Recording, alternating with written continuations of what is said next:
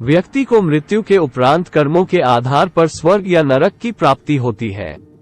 गरुड़ पुराण में ये भी बताया गया है कि एक व्यक्ति को कैसे कर्म करने से अगले जन्म में किस तरह के जीव रूप में जन्म मिलता है।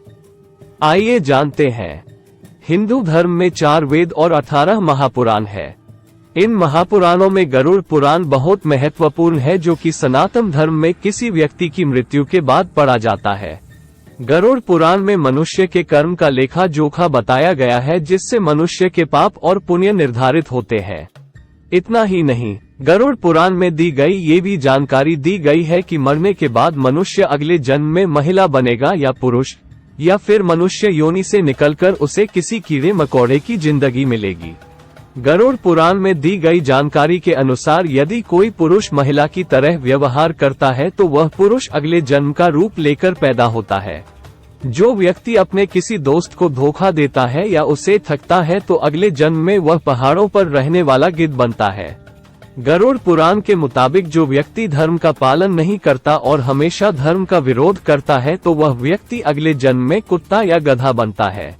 गरुड़ पुराण में बताया गया है कि व्यक्ति महिलाओं का शोषण करता है या उनसे दुर्व्यवहार करता है, वह अगले जन्म में भयानक रोगों पीड़ित हो जाता है। साथ ही जो गुरु की पत्नी से दुराचार करता है उसे कुष्ठ रोग का सामना करना पड़ता है। जो व्यक्ति किसी दूसरे की पत्नी के साथ संबंध रखता है वह नरक में जाता है और उसे भेड़िया, कुत्ता, गिद्ध, सियार, सांप या कौवा की योनि प्राप्त होती है। विवाह के उपरांत दूसरे पुरुष से संबंध रखने वाली महिलाएं अगले जन्म में चमगादड़ की योनि में पैदा होती है। गरुड़ पुराण में ये भी बताया गया है कि सुयोग्य पात्र को शिक्षा नहीं देने वाला ब्राह्मण अगले जन्म में बैल बनता है। घर में कलह करने वाली महिलाएं अगले जन्म में जलजौक बनकर पैदा होती है।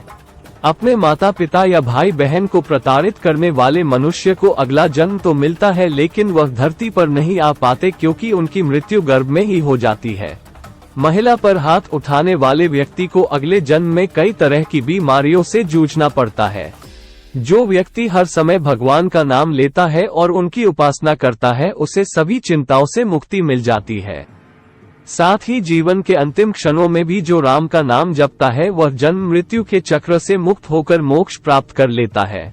गाय की हत्या करने वाला व्यक्ति नरक की यातनाओं को भोगने के बाद अगले जन्म में मूर्ख और कुबड़ा जन्म लेता है। साथ ही जो शौक के लिए जानवरों का शिकार करता है वह अगले जन्म में बकरे के रूप में पैदा होता है, जिसे किसी कसाई द्वारा बेरहमी से मार दिया जाएगा।